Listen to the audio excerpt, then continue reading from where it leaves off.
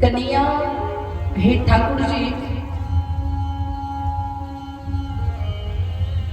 मैं स्वयं आपको अपनी गोद में खिलाना चाहती हूँ। जो परमपिता परमात्मा जगत का पालन करते हैं, मैं उन परमात्मा का स्वयं पालन करना चाहती हूँ। जो जगत के परमात्मा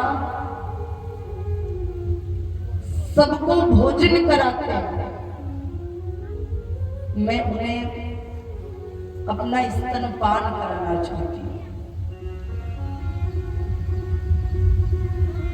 जैसे ठाकुर जी छोटे हुए,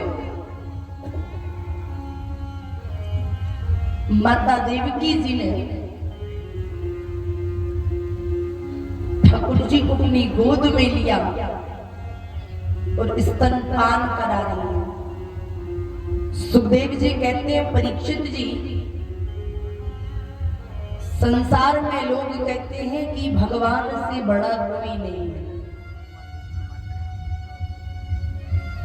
सुखदेव जी ने कहा, परीक्षित जी, संसार के लोग कहते हैं कि भगवान से बड़ा कोई नहीं है, लेकिन सत्यता तो ये है, भगवान से बड़ा अगर कोई है तो वो केवल और केवल प्यारी मां है। क्यों? वो जगत के आराध्य उन ठाकुर जी के इशारे पर सारी दुनिया नाचती है। जो ठाकुर जी दुनिया को अपनी गोद में पालने वाले हैं, आज माता देवकी जी उन्हें अपनी गोद में लिटाए हैं।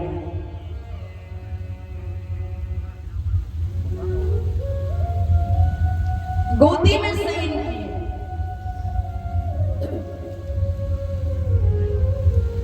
अपना स्तनपान करा रही है। आज जैसे ठाकुर जी ने स्तनपान किया, श्री इतने में ही वसुदेव जी आए। उन्होंने अपनी डलिया को लिया, उसमें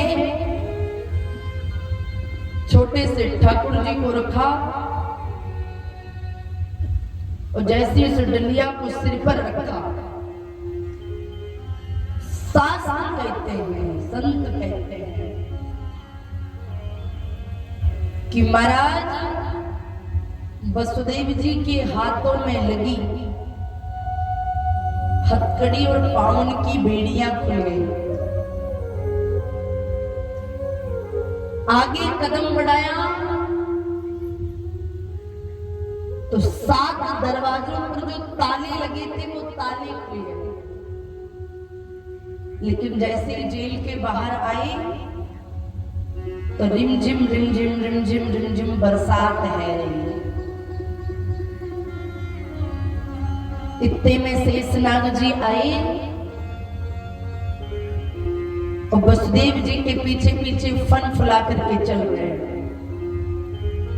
कि कोई बूंद ठाकुर जी की मुखमंडल पे ना गिर जाए।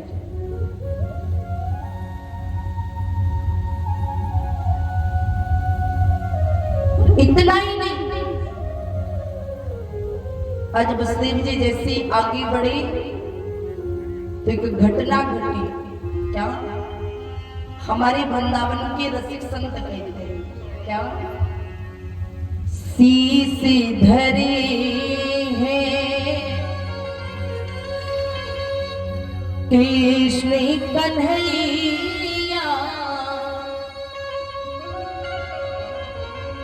विचार करिए, छोटा सा बालक है, ऊपर से डलिए में, तीसरा बरसात हो रही है, चौथा शेषनाग जी पीछे पीछे चल रहे हैं। लेकिन इतने में ही शीश धरे हैं कृष्ण कन्हैया, आगे मिली गई यमुना मैया। यमुना जी मिल गई। पहले यमुना जी,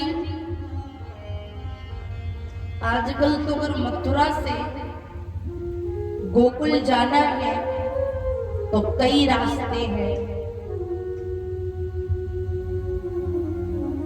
कई पुल बन गए, लेकिन उस जमाने में कोई पुल इत्यादि नहीं था।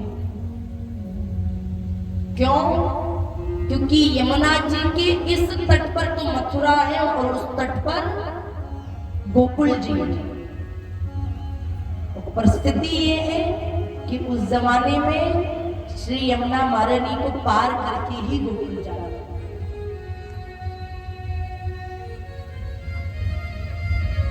जैसे यमुना महारानी जी ने कदम रखा, जल स्तर बढ़ गया। यमुना ने सोचा स्वामी तो धोखे से निकले जाते हैं, वह चरण कमल इस दासी से इस समय खींचते जाते हैं। लेकिन श्री यमुना महारानी जी कहती है कि ठाकुर जी, जब तक आपका दर्शन नहीं कर लेती तब तक मैं अपने जल स्तर की धारा नीचे करने वाली। श्री यमुना महारानी जी का जल स्तर बढ़ रहा है। अभी तक जो यमुना जी महाराज घुटवन घुटवन तक थी, वो कमर कमर तक हो गई। ठाकुर जी कहते, देखो यमुना, मान जाओ। यमुना कहती है, सरकार, जब तक आपका दर्शन नहीं कर लेते तब तक मेरा जल स्तर नीचे होने वाला नहीं। ठाकुर जी ने कहा, क्यों? यमुना बोली, सरकार, आप मेरे पति हैं, जगत के पति हैं, जगदाधार है। ठाकुर जी बोले, लो कर लो बात। ये संसार की पहली ऐसी बहू होगी जो पति का चेहरा तो बाद में देखेगी, लेकिन पहले ससुर की दाढ़ी पहले देख लेगी। बड़ी बड़मना। तो ठाकुर जी ने कहा, यमुना, आज केवल तो मेरे चरणों को स्पर्श कर लो। जब बड़ा हो जाऊंगा ना तो नित्य प्रतिदिन तुम्हारी घाट पर आया। और जैसे ही ठाकुर जी ने यमुना जी से अपना चरण स्पर्श कराया, श्री यमुना महारानी जी का अपने आप जल स्तर नीचे हो गया।